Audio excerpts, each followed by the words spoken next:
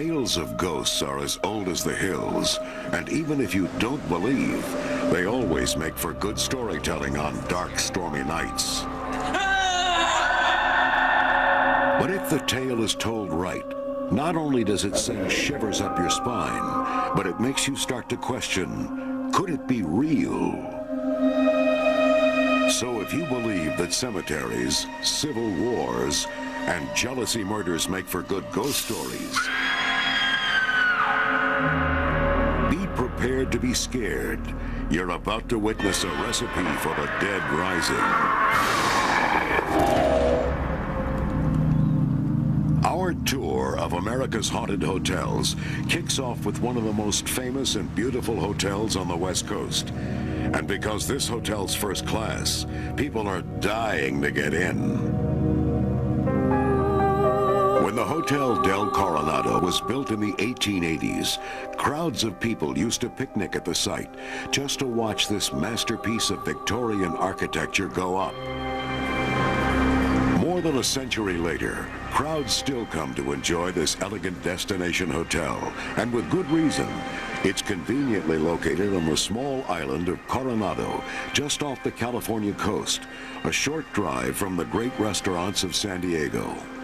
There's something about the Del that is so unique. I think its history is certainly a significant magnet, and the architecture, as you know, you've seen it yourself, is absolutely spectacular. And the location, being on 26 beachfront acres, is truly almost impossible to replicate anywhere else.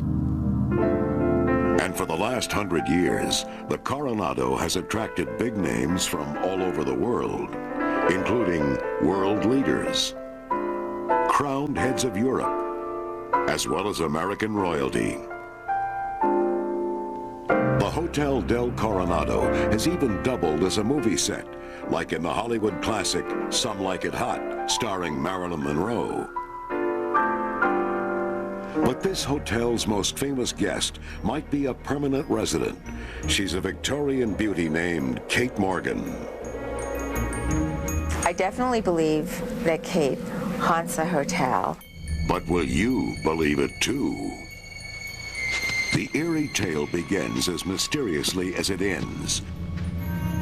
Kate Morgan checked into the Hotel del Coronado on November 24th, 1892. Suspiciously, she signed in under what would prove to be a false name, Lottie Bernard. She was alone, had no luggage, and appeared to be ill. One point she asked for a glass of whiskey to be sent to her room. She was very ill. Everyone at the hotel recognized that, and she was in a lot of pain. Kate Morgan spent 5 days at the Hotel del Coronado. On the 6th day, she was found dead.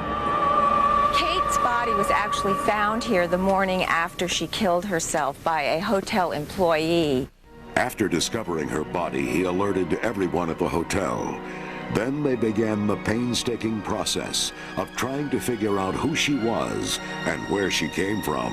When they could not really determine her exact identity, they did a sketch of her face, and they sent that sketch to newspapers and police agencies throughout the country.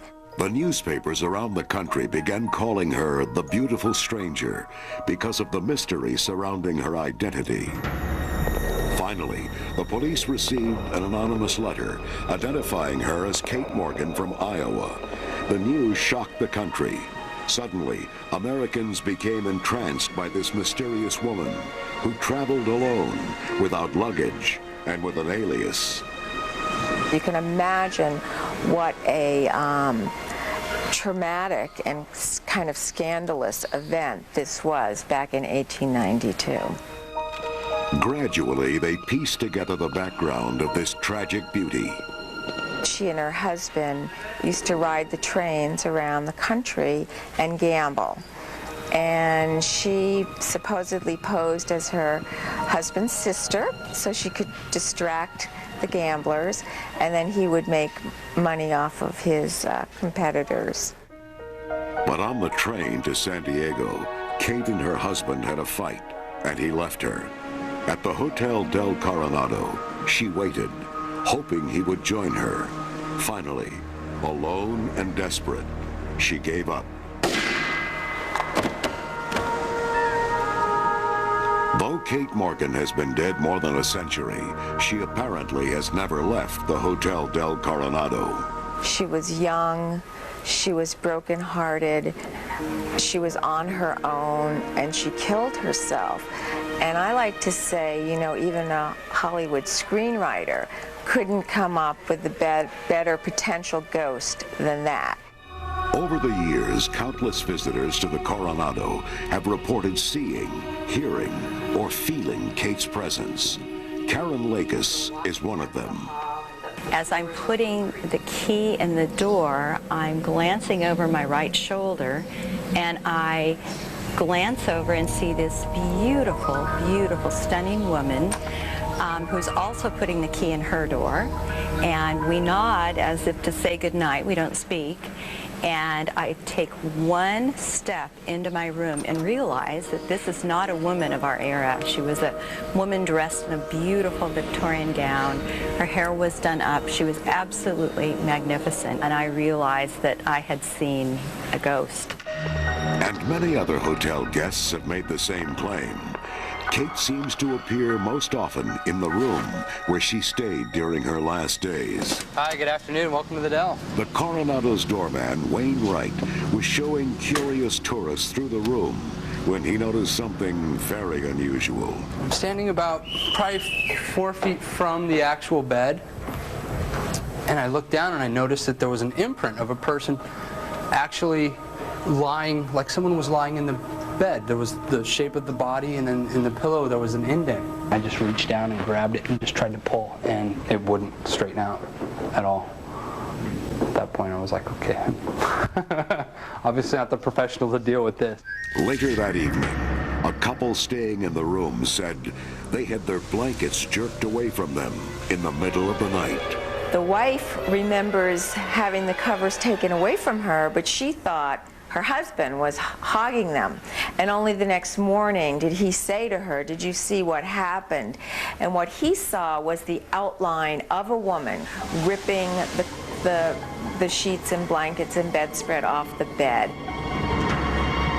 You might think all this activity would make the room unpopular, but think again. People are attracted to this. There's a curiosity about the unknown. If you say, gee, I'd really like to know more about that. And so there are people who really get excited about this kind of stuff, and they'll call here and specifically, emphatically ask for this room. They want to stay in this room. Just forget staying in room 3327 on Halloween. That's Kate Morgan's room, and it's usually booked. But don't worry, you're just as likely to see Kate any other night of the year. Of course, there are no guarantees, but if you keep your eyes open and your nerves steady, who knows?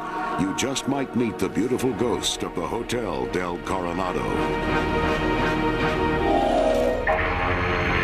Coming up, more than half the U.S. population believes in unexplained phenomena, and 1/4 of all Americans claim to have seen or felt the presence of a ghost. But whether you believe or not, everyone seems to love the thrill of being scared. The next stop on our tour of America's haunted hotels takes us to Long Beach, California, where the renowned ocean liner, the Queen Mary, dropped anchor more than 30 years ago. One of the top hotels and tourist attractions in the state. More than 1.5 million visitors come here every year, and not just for the food. Guests tour the ship, dine in her restaurants, or spend the night in one of her many historical staterooms. So what draws all these people to a big boat that never leaves the dock? First of all, she was the third largest of the ocean liners built during the era of the great passenger liners. At over 81,000 gross tons, she's over 1,019 feet long, 118 feet wide, and has 12 decks. She's in fact much bigger than the Titanic, which for many people, they believe that was the largest ship ever built. But you would have actually been able to have nested the Titanic within the Queen Mary's hull. The impressive details of her specs aren't all that appeal to visitors. Rumor has it, there are also other worldly lures. First is the incredible stories that people have to tell, the memories that incorporate the essence of this ship. The second is the physical beauty of the ship. This is one of the few true Art Deco treasures that still exists anywhere in the world. And third, I suppose, would be the ghosts of the ship. That's right, she said ghosts. It's been said that life aboard the most luxurious ocean liner ever to sail the Atlantic wasn't all tea and crumpets. It was frequently filled with drama and death. It began not long after she was launched in England in 1936. It was then that she was pressed into military service as a troop carrier during World War II. Queen Mary is credited, along with the Queen Elizabeth, of shortening World War II by a full year because she could carry so many troops at one time. She still holds the record for the most persons ever aboard a ship, 16,000 passengers and crew during one crossing. They were packed on like herring. You could hardly walk across the deck. There were so many people. When World War II ended, the Queen Mary carried war brides and their children away from their homes in Europe to a new life in America. Even when her war service was over, the Queen Mary's clientele was anything but ordinary.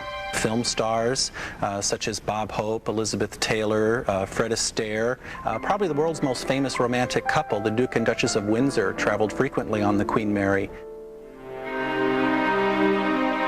In addition to the legendary names, there have also been some legendary tales. Records show that in the more than 6 decades since the Queen Mary made her first transatlantic crossing, there have been a large number of deaths on board the ship. And it's said that the spirits of many of those people are still here and make themselves known frequently. They're sort of minding their own business, doing what they would do during a passage on the ship, and they don't seem to realize that they're spirits. They seem to think they're part of the crew or part of the company of the passengers on the ship. In fact, ghost sightings are reported so frequently that the ship recently opened a new tour, Ghosts and Legends of the Queen Mary. We're now entering the officers' accommodations. This is an area of the ship where the senior officers had their cabins.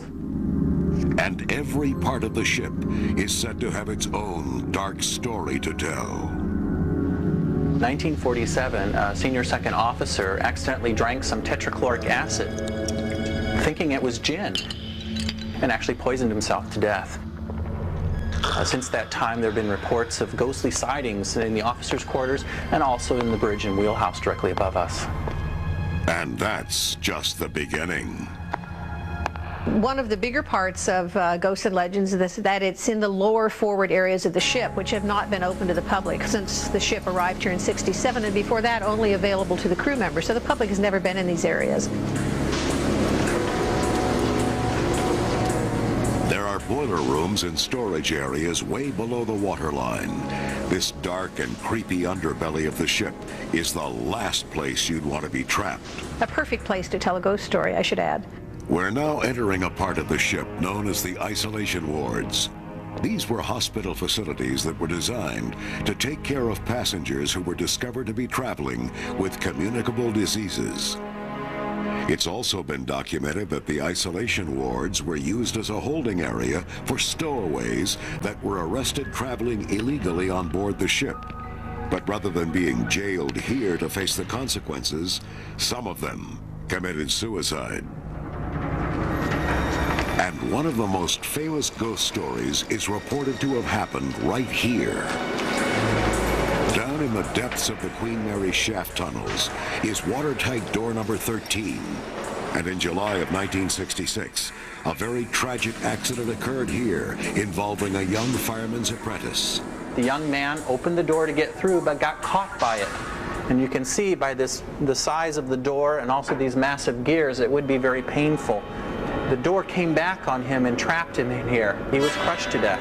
And ever since then, strange supernatural occurrences have been reported at this very spot. Not only sightings of ghosts, but also of sounds and experiences. And we don't know for sure, but it's possible that the tragic accident that occurred here at watertight door number 13 may have something to do with the supernatural phenomena that occur in this area of the ship. But this isn't the only place they say spirits tend to gather.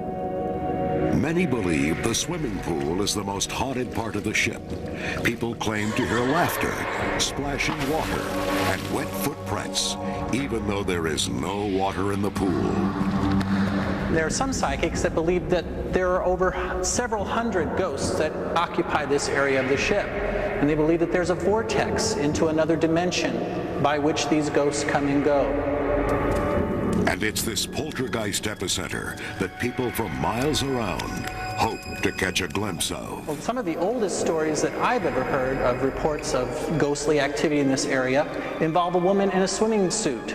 Sometimes she's seen around the swimming pool ready to dive in. Sometimes she's seen up on the balcony. But in any event, she always disappears. It's believed that one staple spirit of the Queen Mary is a little girl who appears all over the ship. Yet the story behind this little girl ghost will forever remain a mystery. She is a trickster and a prankster. She slams doors and appears to want to play. People will look up and see this little girl in a bonnet with a period dress. They'll realize she's sort of floating and look down and see she has no legs and disappears. But she's pretty spectacular. The staff says that ghost sightings are so common among the crew members that you're not really considered official until you've had one. It's sort of like a tradition, you know, a rite of passage. We like to call the people who haven't had an experience here paranormally challenged. Some people have suggested that the owners of the Queen Mary take steps to get rid of their ghosts, maybe a giant shipboard exorcism. But the staff adamantly disagrees. No. We figure they are having a good time. They might as well stay and enjoy themselves. I have never really spoken to anyone who have felt threatened or endangered by any of the experiences that they had. So I think for the most part, the hauntings of the ship only help to enhance the romance and the nostalgia of the Queen Mary. So don't be fooled. One trip aboard the Queen Mary, and you might be convinced that it could be one of America's most haunted hotels. Still to come, hundreds of hauntings reported at the same blood-strewn site. Find out why spirits might linger on this hallowed ground. And which haunted hotel was made famous by the king of horror novels? Here's a hint. Here's Johnny. People love to be scared, which is why the American curiosity with the undead has long been a staple of the entertainment industry. I'm Vincent Price. You're invited to my party in the house on Haunted Hill. They're called horror flicks, and they leave audiences screaming for more. There are some who would argue that you don't need $1 million movie to see ghosts. That is, if you know where to look. Our tour of America's haunted hotels stops off in the Rocky Mountains, just above the small town of Estes Park, Colorado. It's famous for its magnificent views, its incredible turn-of-the-century architecture, and maybe even its ghosts. You can expect to see ghosts almost every day, if you're lucky. Welcome to the Stanley Hotel, where horror meister Stephen King wrote portions of his best-selling novel, The Shining. In the summer of 1973, Stephen King camped out in room 217 and let the Stanley supposed apparition population inspire him. And although the Stanleys' real ghost stories are not quite as gruesome as those in The Shining, they're still said to spook the masses. They're not going to throw you into the wall or steal your jewelry or things that some other ghosts might do. The staff claims that these ghosts will not hesitate to play tricks on you to get your attention. They just want to say, hey, I'm here too. The man who built the hotel was F.O. Stanley, a wealthy Boston businessman and inventor of the Stanley steamer, an early horseless carriage powered by steam. Unfortunately, rich as F.O. Stanley was, he was also very ill with tuberculosis. In the early part of 1903, he went to his doctor. He was weighing about 118 pounds. His doctor told him, and he put it just as bluntly, don't make any plans for the fall because you probably won't live that long. Stanley's doctor prescribed the clean mountain air of Colorado, so he and his wife Flora decided to build a luxury resort that would not only improve his health, but might also increase his wealth. And so, if he can't be where the action's going on, back where all of his businesses are, maybe in a sense you can imagine he would be motivated to build this grand resort hotel to invite other successful industrialists out here. Basically, he brought the action back to him. A few years and $500,000 later, the Stanley Hotel opened its doors. This Heart of the Rockies retreat was immediately popular and remains so to this day. The Rocky Mountain National Park is about 4 miles from here, so you can come check in, spend the day in the park, driving around. There's beautiful hikes. In summer, we have an outdoor heated swimming pool. Hopefully, we'll keep you really busy. But they say no one is too busy to notice the ghosts. It's believed that Mr. and Mrs. Stanley are still there and are always ready to greet their guests. It's reported that Flora's favorite haunt is her old music room, and that she still loves to play the grand piano her husband gave her almost a century ago. The night manager was doing his paperwork at the front desk, and he heard what he thought was a radio. And so he went out into the lobby and was going to say to whoever might have a radio on, please turn it off, because it was late. And there was no one out in the lobby, and he walked toward the music room where the music seemed to be coming from. And when he got to the door, he could see that the piano keys were moving. When he crossed the threshold to the door, they stopped, and the music stopped. One family staying at the hotel even reported hearing Flora playing the piano in broad daylight. It was 11 o'clock on a Friday morning. The hotel was full of guests. It was the middle of the summer. They were walking by, heard music, followed the sound of the music, came to the music room, looked inside. No one was there. The music was still playing. They stepped inside, and the music stopped. It seems Flora has no interest in playing for a captive audience.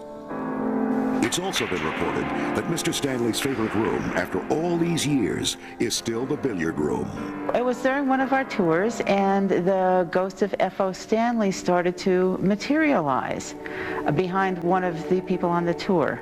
And then before he fully came into total detail, faded away again. And that's his room.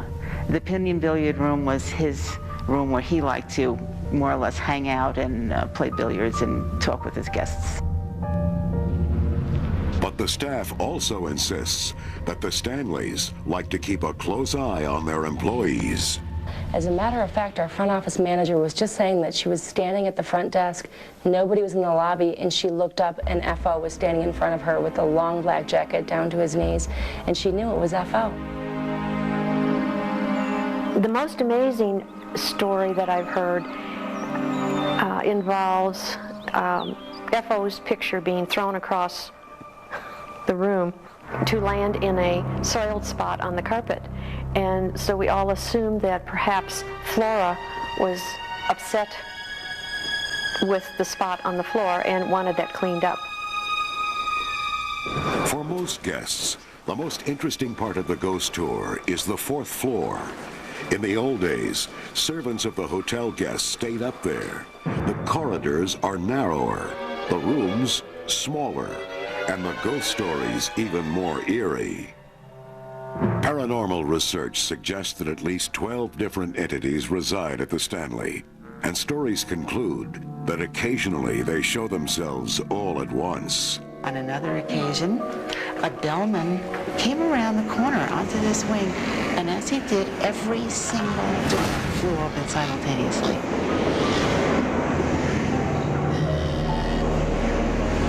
Much of the action is claimed to center around room 418.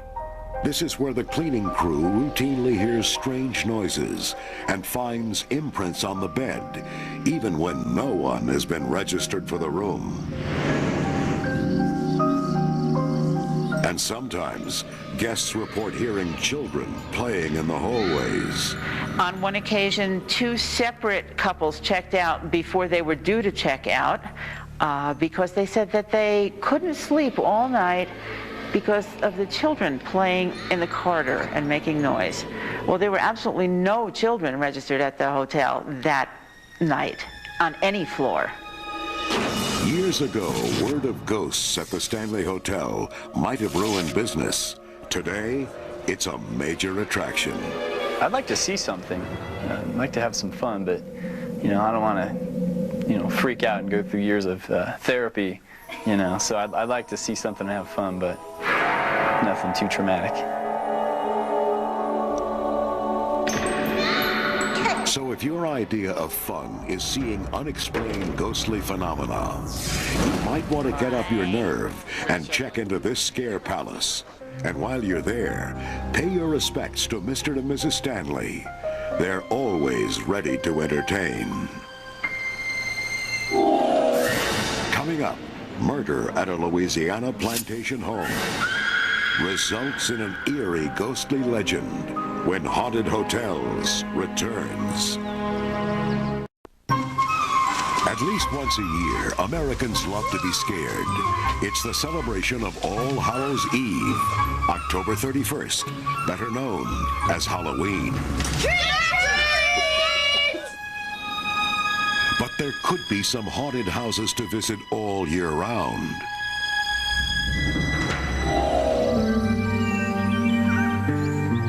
And now, our next ghostly destination is the famous Myrtles Plantation, one of the last remnants of the Old South.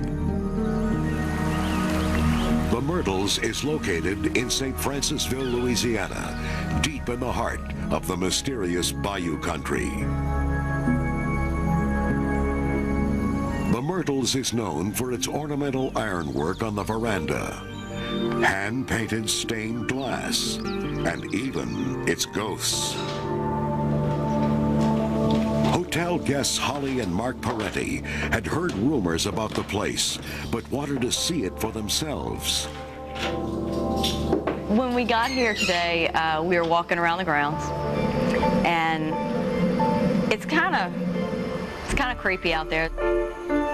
The house has a very distinct personality. It's very unique and elegant, but very creepy, which I would expect it to. Maybe it's the long, dark shadows cast by the centuries-old cypress trees. Maybe it's the misty gray Spanish moss clinging to their branches. But most likely, it's the endless rumors of ghost sightings. In fact, in a Smithsonian Institute study in 1980, the Myrtles was labeled as America's most haunted house. Today, this place is ranked among 13 of the spookiest places in the country. Of course, with every spooky hotel, there's a chilling tale to tell. The Myrtles house is known for its curse. And the story is, General David Bradford built the plantation in the late 1700s on the site of a Tunica Indian burial ground. They were not burying their dead. They would hang the remains, thinking they were close to the sun gods and letting them decay. So the house and the parking lot is on top of what was burial ground at one time. And a lot of people feel the plantation can't help but be cursed because the burial ground was destroyed. And here's how the curse unfolds. The general's daughter married Judge Clark Woodruff. The judge had a slave mistress named Chloe, who had a bad habit of eavesdropping on the family. The judge repeatedly warned Chloe not to do it, but when he caught her at it again, he cut off her ear. A few days later, Chloe took her revenge on the judge. Instead of the usual recipe for the oldest daughter's birthday cake, Chloe threw in oleander leaves, which have the same effect on the body as arsenic. His wife and 2 children died from the poisoning.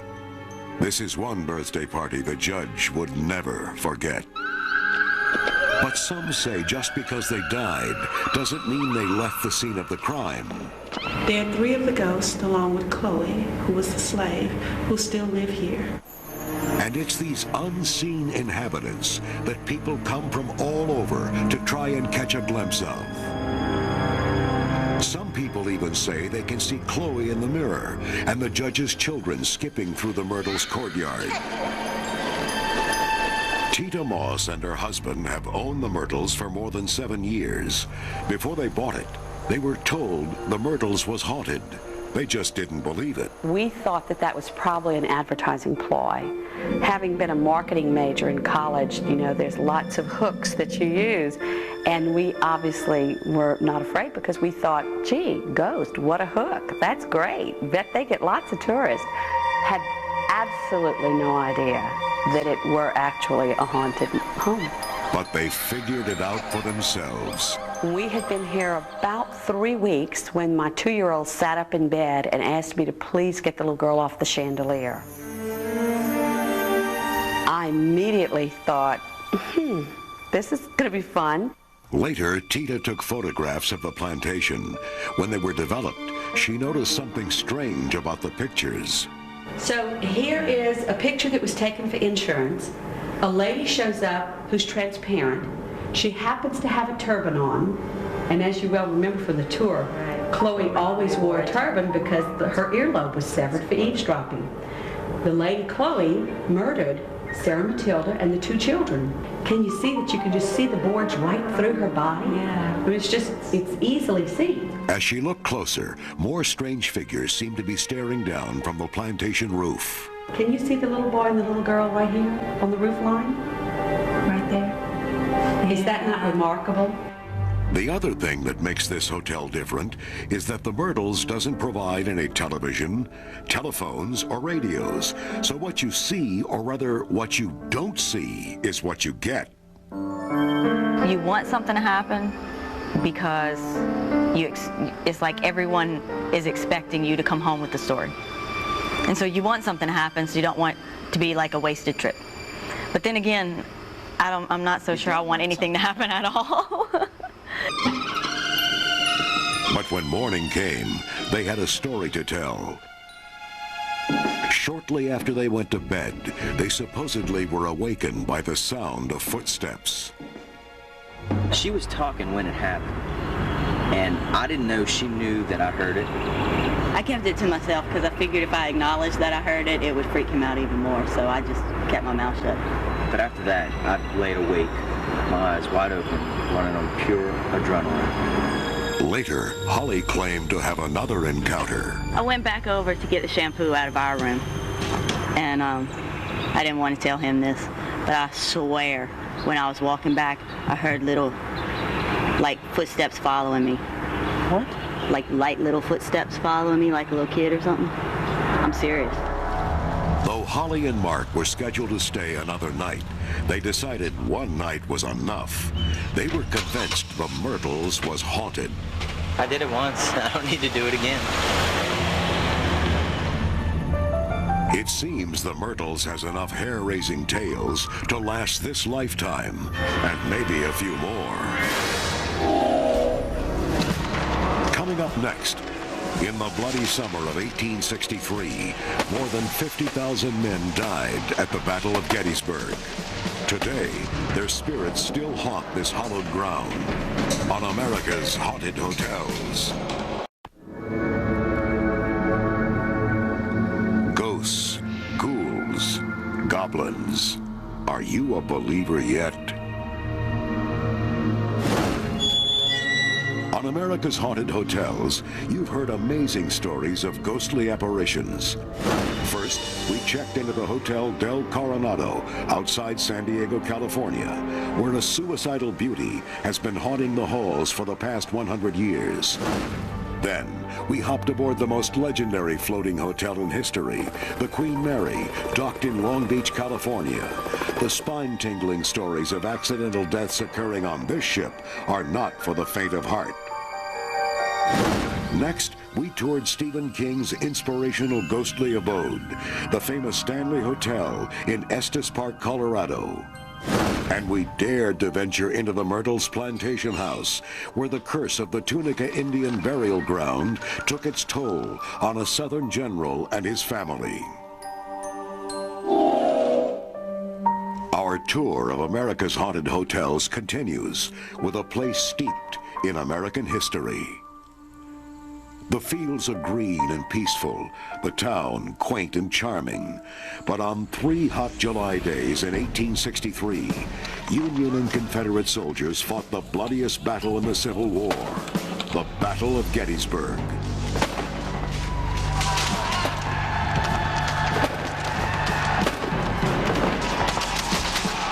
There were more than 50,000 casualties, and 28,000 of them cut down in a single terrifying day. Many believe their spirits still linger here.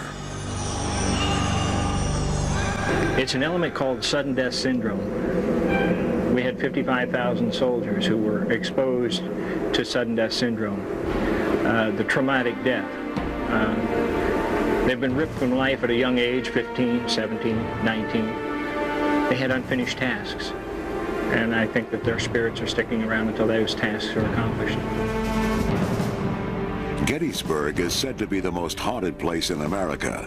And the most haunted place in Gettysburg may be this 200-year-old building, the Farnsworth House Bed and Breakfast. When the sign outside advertises spirits, remember, it doesn't mean liquor. The Farnsworth House was built in 1810. That means almost 2 centuries of human drama and the potential for hordes of ghosts. Not forward. In fact, which is why the Farnsworth House staffers regularly try to contact their resident specters through routine seances. At this point, if you would be kind enough to please join hands, we will let the seance continue.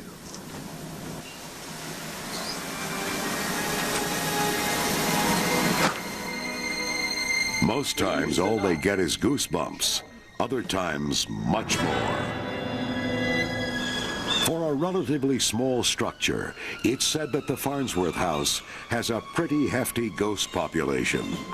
From cellar to garret, there may be as many as 14 different war-torn spirit entities. But surprisingly, not all of them appear to be soldiers. One of the spirits had given birth to a stillborn child. It was a traumatic experience for her, and she's still here as long as the spirit of the child remains in the house. In addition, another woman haunts the bedrooms, a midwife named Maria. Some guests who've stayed in this room say they woke up to see a woman standing beside the bed. There seems not to be a mean bone in her body. She just is somebody who is very, very caring and looks after people. But most of the ghosts are said to be connected to the Civil War. During the Battle of Gettysburg, Confederate sharpshooters holed up in the Farnsworth House garret, kept the Yankees pinned down with sniper fire. And the story is, after long nights of shooting, the soldiers would gather together to rest and sometimes play music. Guests have reported hearing what sounds like a mouth harp being played in the wee hours of the morning. About at 2 o'clock in the morning, sounds like a gentleman setting up here playing this mouth harp. Well, who could be up there at 2 o'clock in the morning? And the answer always is the same, there's nobody. Nobody alive, anyway. They say there are more ghosts here than just soldiers and midwives. It's been told that there are also children who haunt these historic halls.